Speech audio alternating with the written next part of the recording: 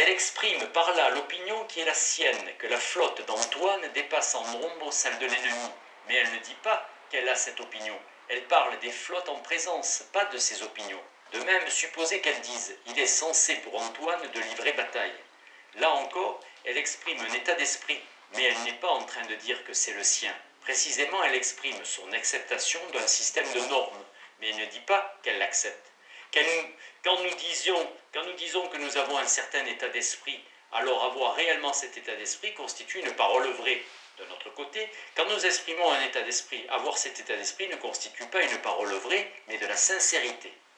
L'analyse expressiviste de rationnel prend la forme particulière que voici.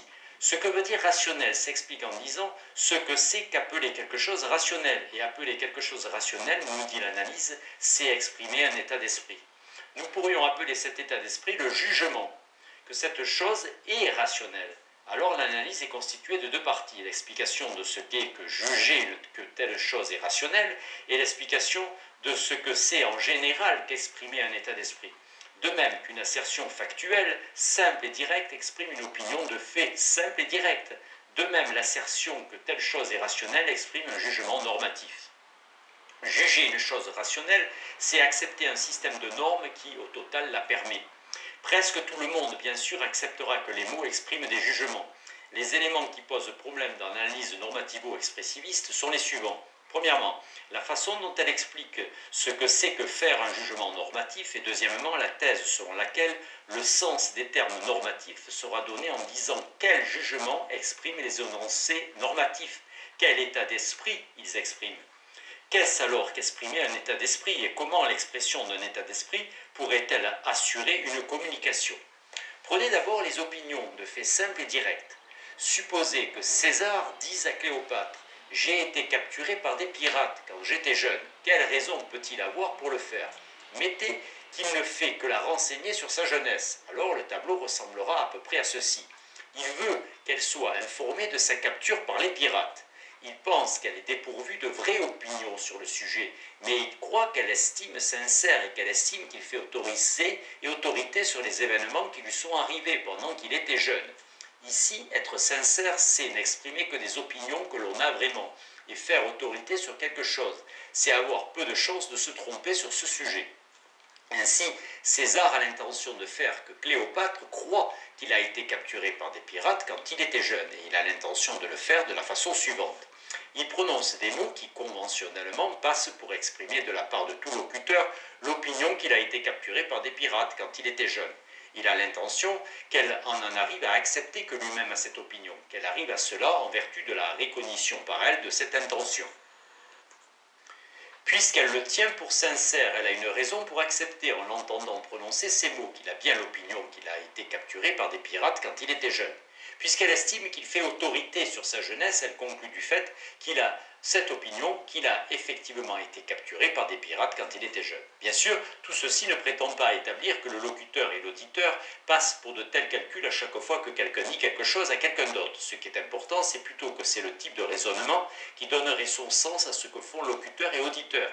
S'ils étaient notoirement en train de contrôler soigneusement et avec force si toutes leurs actions étaient sensées, c'est la logique qui les guiderait. D'ordinaire, en conversant, il ne nous est pas nécessaire d'expliciter ainsi nos logiques, même à voix basse pour nous-mêmes. Mais si c'était le cas et qu'il était notoire que c'est ce que nous sommes en train de faire, voilà à quoi ressemblerait notre logique.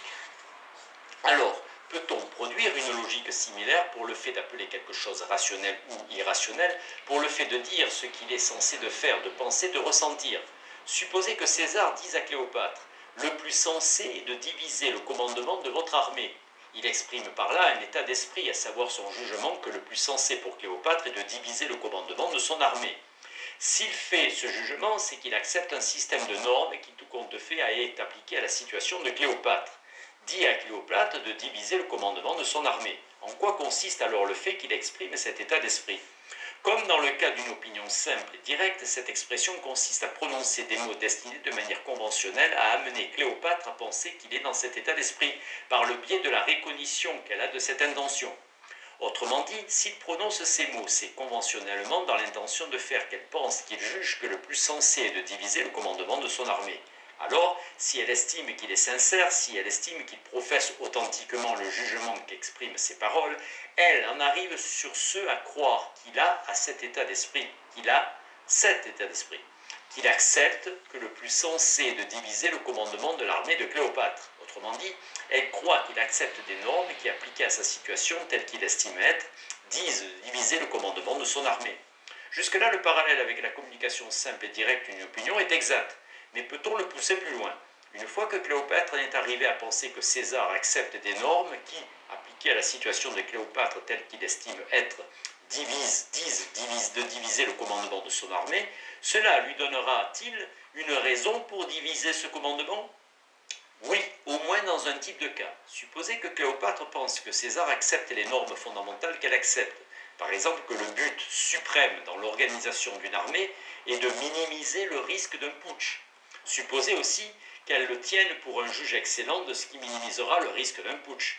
Alors elle peut estimer qu'il sait mieux qu'elle comment appliquer cette norme à sa situation. Aussi peut-elle, pour ainsi dire, déléguer au jugement normatif de César son propre jugement.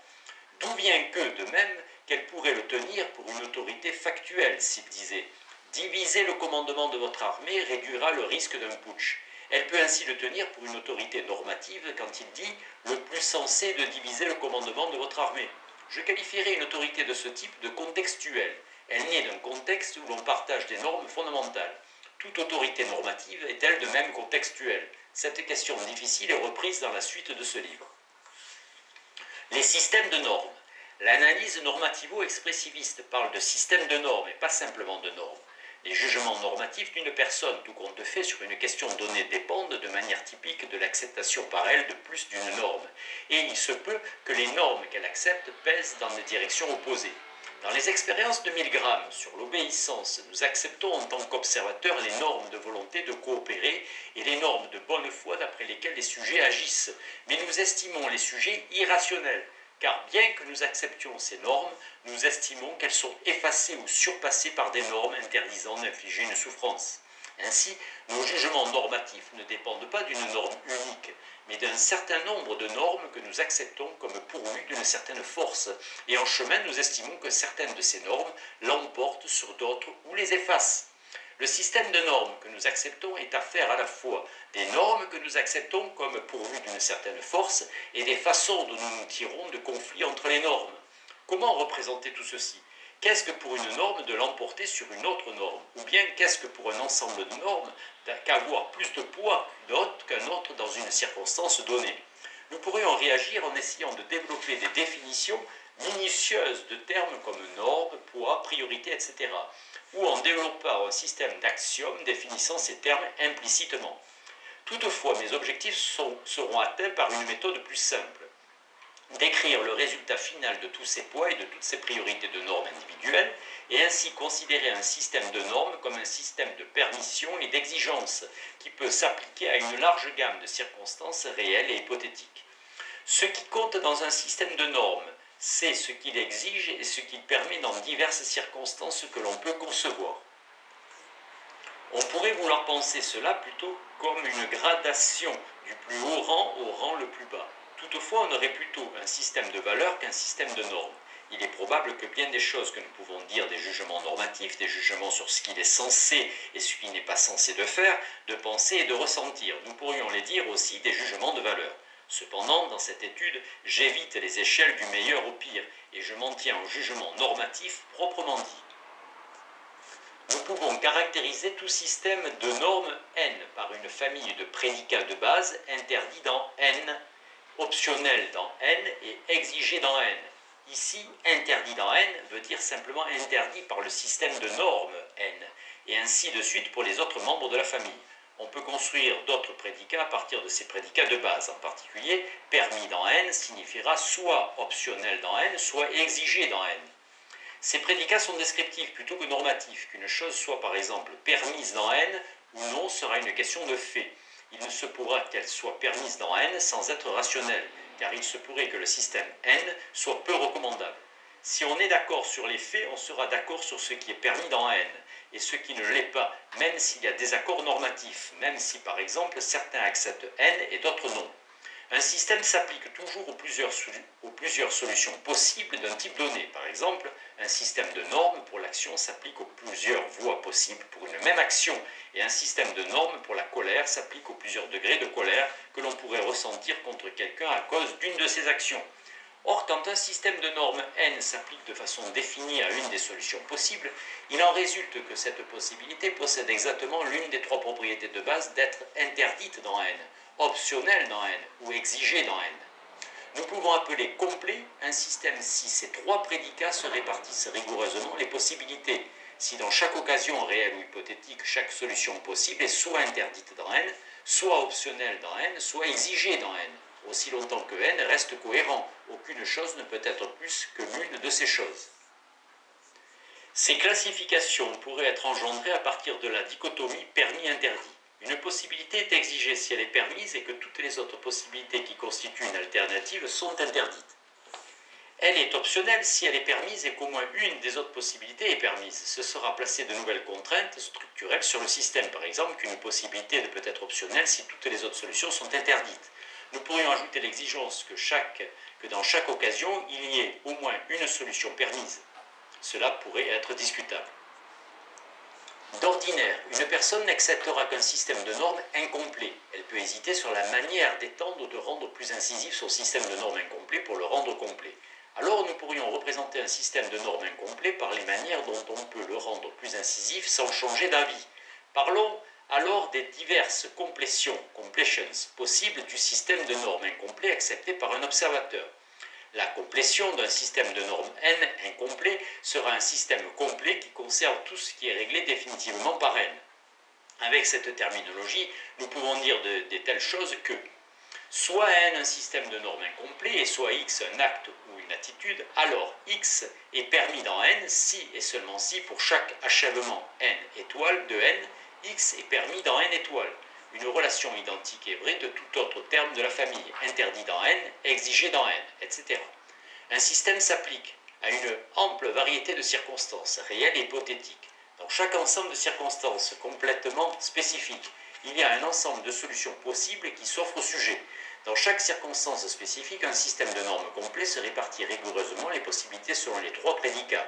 Chacune est interdite, optionnelle ou exigée. Un système de normes incomplet se caractérise par l'ensemble d'achèvements qui lui correspond.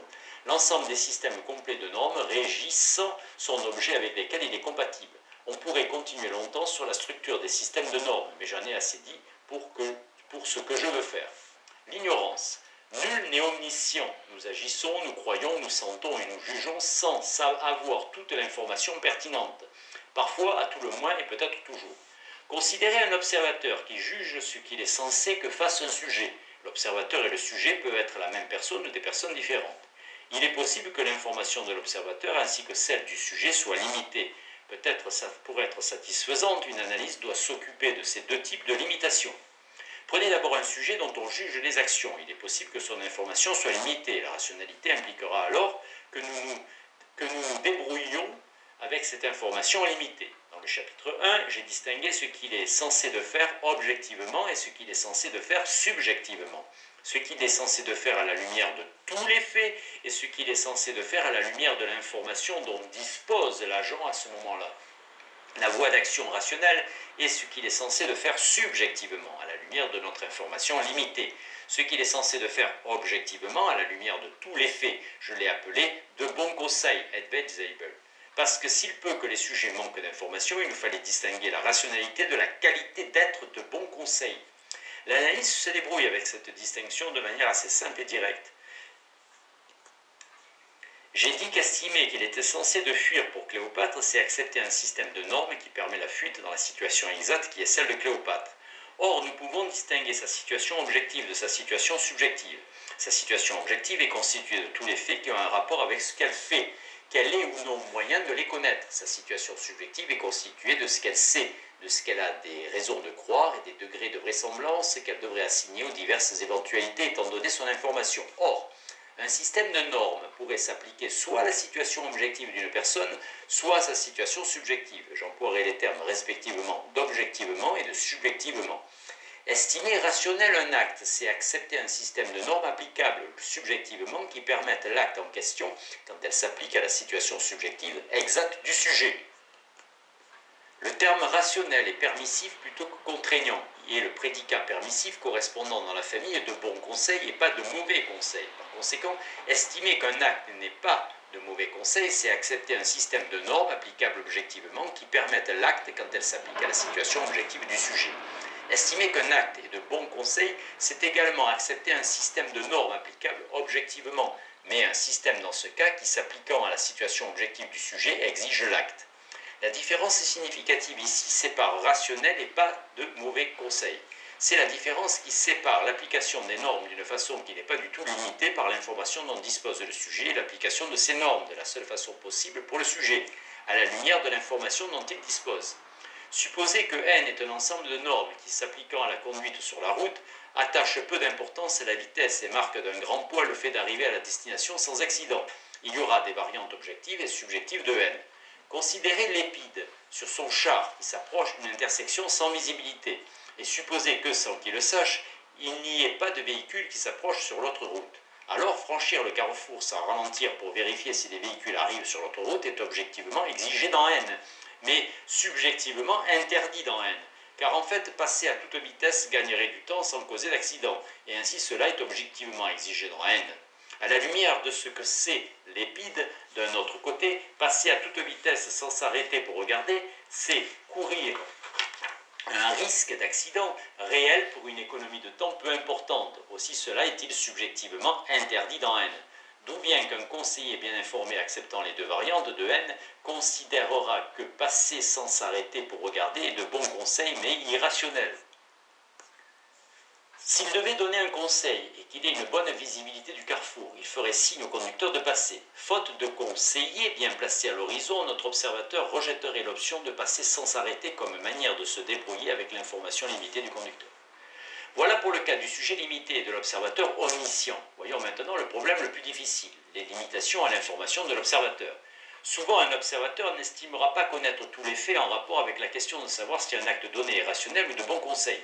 Prenez un courtisan en train d'observer Cléopâtre. Pour porter des jugements sur ce qui est de bon conseil, il lui faut connaître sa situation objective. Et pour porter des jugements de rationalité, il lui faut connaître sa situation subjective, ce qu'elle a des raisons de penser, savoir et les probabilités qu'elle a des raisons d'assigner à diverses éventualités dont elle est incertaine. Même si ce courtisan accepte un système complet de normes générales, il se pourrait encore qu'il n'ait aucune idée de la façon dont ce système s'applique à ce cas, parce qu'il sait qu'il lui manque certains faits. En seconde approximation d'une analyse, voici comment nous pourrions traiter les limitations de la connaissance des observateurs. Postulons qu'un observateur accepte au moins un système incomplet des normes générales. Appelons n ce système. Il estime alors qu'une autre possibilité est rationnelle si et seulement s'il existe, qu'elle est permise dans n, autrement dit rationnelle selon n. Pour tout système de normes particulier n, rappelez-vous qu'une autre possibilité soit ou non permise dans n est une question de fait, et ainsi l'opinion que cette solution est permise dans n est une opinion factuelle. Alors, estimer x rationnel résulte de la combinaison d'un état normatif et d'un état d'opinion factuelle. C'est accepter un système de normes n tel que nous croyons que le sujet est dans une situation pour laquelle n permet x. Supposez par exemple que le système de normes qu'accepte Octavie ne consiste qu'en une seule norme. Maximisez votre espérance de vie. L'épide arrive une nouvelle fois à un croisement sans visibilité. Octavie estime alors que traverser sans s'arrêter pour regarder est irrationnel. Si et seulement si, elle estime qu'une telle attitude, étant donné que c'est l'épide, ne permet pas de maximiser son espérance de vie. L'opinion normative n'est factuelle qu'en partie. Estimer que passer sans s'arrêter pour regarder ne permet pas de maximiser l'espérance de vie n'est pas en soi estimer que passer sans s'arrêter pour regarder est irrationnel. Nous pouvons nous en rendre compte en considérant un autre observateur, Claudia, qui accepte un autre système de normes très réduit. Soit le système M consistant à la seule norme, maximiser toujours le frisson immédiat, et admettons que Claudia accepte le système M, alors si Claudia connaît les faits, elle acceptera l'énoncé descriptif suivant. Étant donné ce que c'est l'épide, passer sans s'arrêter pour regarder ne permet pas de maximiser l'espérance de vie. Toutefois, elle rejettera l'affirmation selon laquelle passer sans s'arrêter pour regarder est irrationnel, car étant donné les normes générales qu'elle accepte, elle accepterait cette conclusion normative que si elle estimait que passer sans s'arrêter pour regarder ne me permettait pas de maximiser le frisson immédiat, étrange idée en vérité. Bien sûr, un observateur se trouvera souvent sans opinion sur une question normative donnée. Il se peut qu'il soit sans opinion même quand il est lui-même le sujet. L'observateur peut être ainsi agnostique pour l'une ou l'autre des deux raisons suivantes, ou pour les deux à la fois. Premièrement, il peut s'estimer ignorant des faits pertinents. Deuxièmement, il se peut qu'il n'accepte qu'un système de normes incomplet et se trouve ainsi hésitant sur des aspects de son système normatif en rapport avec la situation qu'il est en train de considérer. Voilà qui achève la seconde approximation de ce que c'est pour une personne d'estimer qu'une possibilité est rationnelle ou irrationnelle, de bons conseils ou de mauvais conseils. L'observateur estime une possibilité rationnelle s'il accepte un système de normes, complet ou incomplet, et qu'il estime que le sujet se trouve dans une situation pour laquelle le système permet cette possibilité. 3 problèmes non résolus. Cette seconde approximation reste une approximation. Elle ne parvient pas à résoudre 3 types de problèmes au moins. Le premier problème est celui de l'enchâssement. L'analyse s'applique à des contextes simples dans lesquels on se contente simplement d'affirmer ou de nier de telle chose que telle chose est rationnelle. Elle ne dit rien des affirmations normatives plus complexes. Le deuxième problème touche à la communication. L'analyse laisse planer le mystère sur la façon de communiquer une opinion normative du locuteur à l'auditeur. Le troisième touche à l'ingénuité normative. L'analyse exige que toutes nos opinions normatives soient fondées de manière cohérente sur les principes normatifs généraux que nous acceptons. Que dire de l'ingénu qui accepte des conclusions normatives sans accepter l'ensemble entier de motifs qui leur correspondent? Pour traiter ces problèmes, il faut une transformation substantielle de l'analyse, mais une transformation unique les résout tous les 3. Voici les problèmes, en commençant par l'enchâssement. Supposez que nous ayons une explication adéquate de l'état d'esprit qu'expriment des énoncés simples tels que « il est censé pour Antoine de livrer bataille ». Que dire de contextes plus complexes tels que chaque fois qu'Antoine fait quelque chose qu'il n'est pas censé de faire, il s'accroche à son intention avec obstination. On peut construire des phrases d'une complexité infinie de manière récursive à partir d'éléments plus simples et elles tirent leur signification de la signification de leurs éléments, selon des procédés systématiques. Pour les phrases qui expriment des vérités ou des faussetés, nous avons tout un patrimoine d'explications qui nous disent comment cela arrive. Tarski et ses successeurs nous disent comment les conditions de vérité d'une phrase dépendent des conditions de vérité des éléments qui la composent. Pouvons-nous faire quelque chose de semblable avec une théorie expressiviste? L'expressiviste dit qu'une phrase normative exprime un état d'esprit. Sa signification s'explique non pas quand on définit ses conditions de vérité, mais quand on dit quel état d'esprit elle exprime. Quand un terme normatif apparaît dans un contexte complexe, pouvons-nous encore dire quel état d'esprit s'exprime? Pouvons-nous fournir une explication systématique de la façon dont l'état d'esprit qu'exprime une phrase normative complexe dépend des états d'esprit qu'exprimeraient ses seules composantes?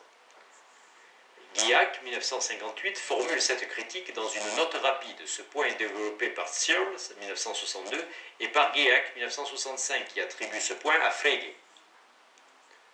Prenez ensuite le problème de la communication. Quand une personne qualifie quelque chose de rationnel en l'état actuel de la proposition, elle exprime son acceptation d'un système de normes, incomplet peut-être, dont elle estime qu'il permet cette chose. Toutefois, le locuteur n'est pas obligé de manifester quel système de normes spécifique il accepte.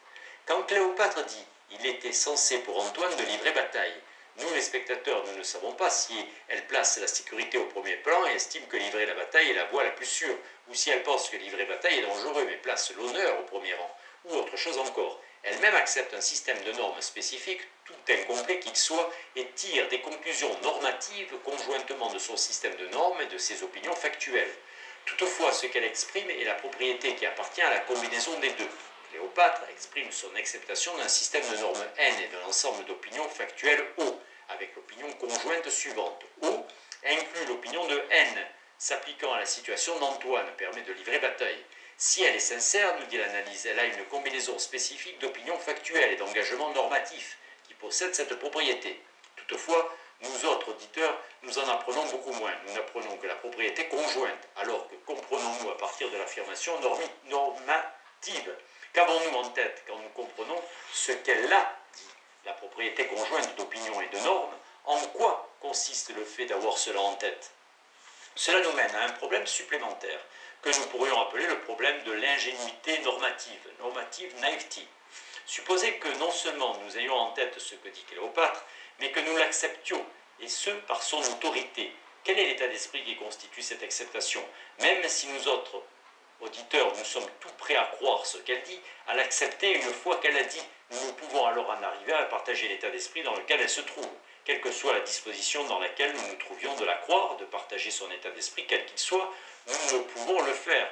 Il nous manque l'information nécessaire. Alors en quoi pourrait consister l'état dans lequel nous acceptons une conclusion normative, où nous acceptons en réalité la propriété d'un système normatif combiné avec un ensemble d'opinions, sans accepter pourtant aucun système normatif spécifique qui est de pair avec nos opinions, cette propriété. Des gens donnent l'air parfois d'être dans un état de ce genre. L'analyse devrait expliquer sa nature. On peut aussi étendre le problème au locuteur. Il se pourrait que Cléopâtre n'ait qu'une faible idée des systèmes de normes qui s'appliquent proprement à la situation d'Antoine. Par exemple, il se pourrait qu'elle se contente simplement de suivre les indications de ses conseillers en politique, même quand ils ne lui expliquent pas leurs motifs. Donc, il se pourrait qu'elle soit tout à fait convaincue qu'il était censé pour Antoine de livrer bataille, et qu'elle affirme qu'il était censé pour Antoine de livrer bataille tout en étant dans l'incertitude quant aux principes normatifs généraux qui s'appliquent. Dans ce cas, Cléopâtre n'accepte aucun système général de normes. Elle exprime une opinion normative sans exprimer son acceptation d'aucun système particulier de normes. Comment une analyse expressiviste peut-elle autoriser de cela ? De fait, pour la plupart des locuteurs, l'état dépeint par l'analyse semble trop complexe. Les opinions normatives semblent bien claires et les gens qui en ont sont peut-être incapables de traiter les constructions logiques que j'ai présentées, ou au moins de les traiter à la vitesse qui permettrait de soutenir une conversation. Alors, que pouvons-nous dire qu'il se passe ?